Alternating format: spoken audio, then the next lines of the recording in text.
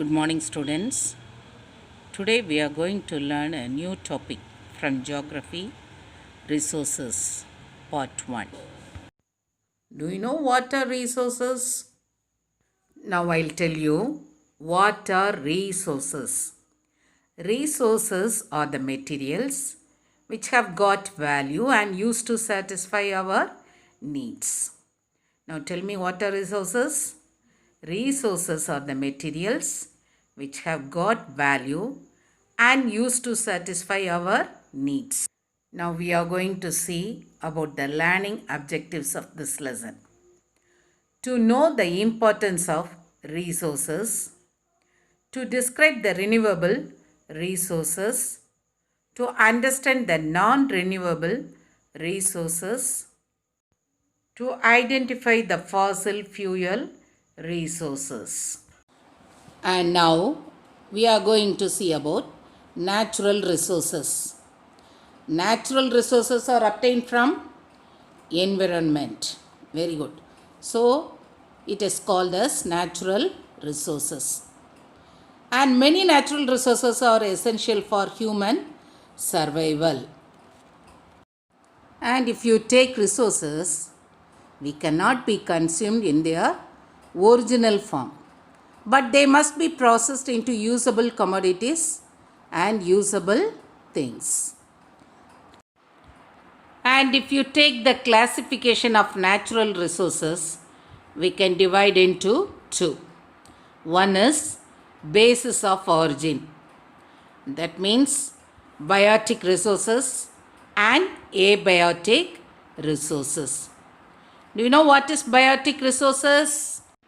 Yes, biotic resources obtained from living organic materials. And do you know what is abiotic resources? Abiotic resources are the non-living parts of an environment. For example, gold, iron, copper, silver, isn't it? These are all non-living things, isn't it? Now tell me, what are biotic resources?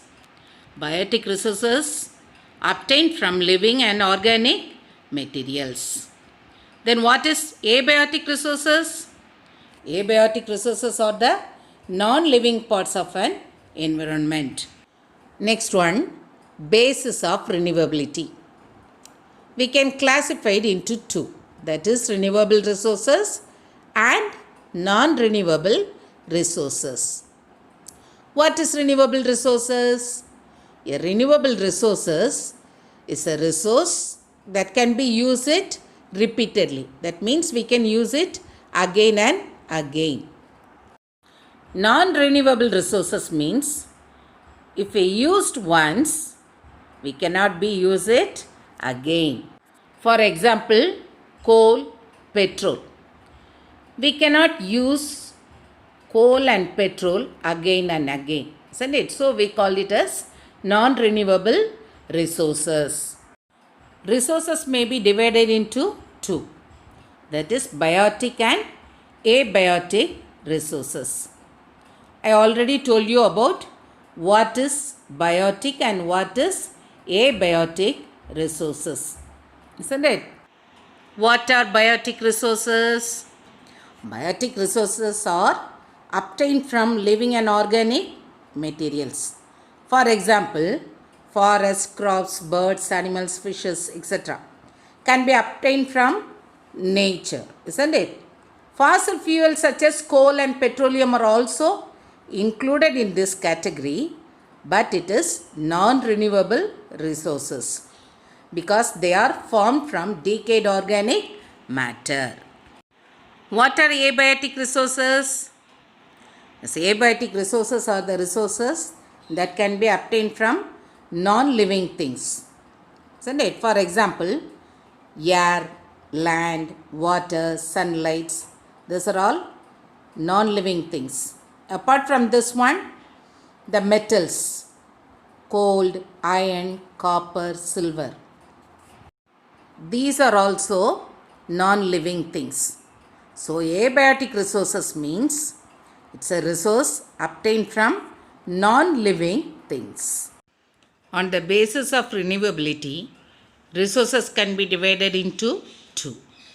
One is renewable resources and the next one is non-renewable resources. Now we are going to see what are renewable resources. Now we are going to see renewable resources. A renewable resources is a resource which can be used repeatedly and replaced naturally.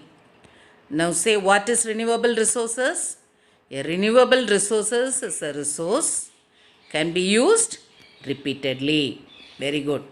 For example, solar energy, wind energy and hydropower. These are all renewable resources because we can get energy from sun and wind repeatedly, isn't it? So we call it as renewable resources. Now tell me, what is renewable resources? A renewable resources is a resource which can be used repeatedly. First one, we are going to see about solar energy. This solar energy we can derive from sun. The sun produces energy in the form of heat and light. But this energy is not harmful to our environment. Photovoltaic devices or solar cells are directly convert solar energy into electricity. The solar cell in a group panel can perform small application like charging, calculator and batteries. India, China, Japan, Italy, America are major utilizers of solar energy in the world. Kamudi Solar Power Project, it is one of the largest solar power projects in the world. It is situated in Ramanathapuram in Tamil Nadu. Next one, wind energy. We call it as clean energy. Why? Because it does not produce any emission.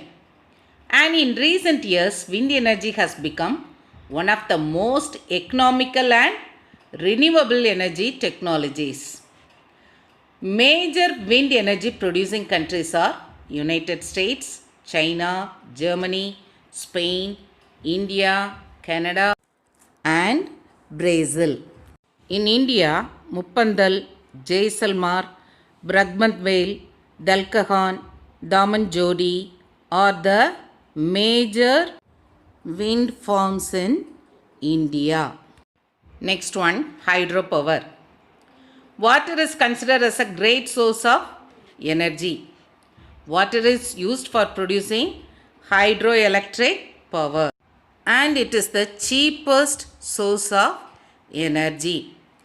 China, Canada, Brazil, United States of America, India, Norway and Japan are some countries producing hydroelectricity. China is the largest producer of hydroelectricity. Idukki Dam, Mettur Dam, Koyna Dam, Nagarjuna Dam, Bagranangal Dam, these are all some dams that produce hydroelectricity power. Now see the map. You can see the distribution of renewable resources. You can see the wind energy, hydropower, solar energy around the world, isn't it? So it's better you can get one world map and mark the places clearly. So now we are at the end of this lesson. Learn the lesson thoroughly and do the map. We'll meet you in the next class, children. Bye-bye.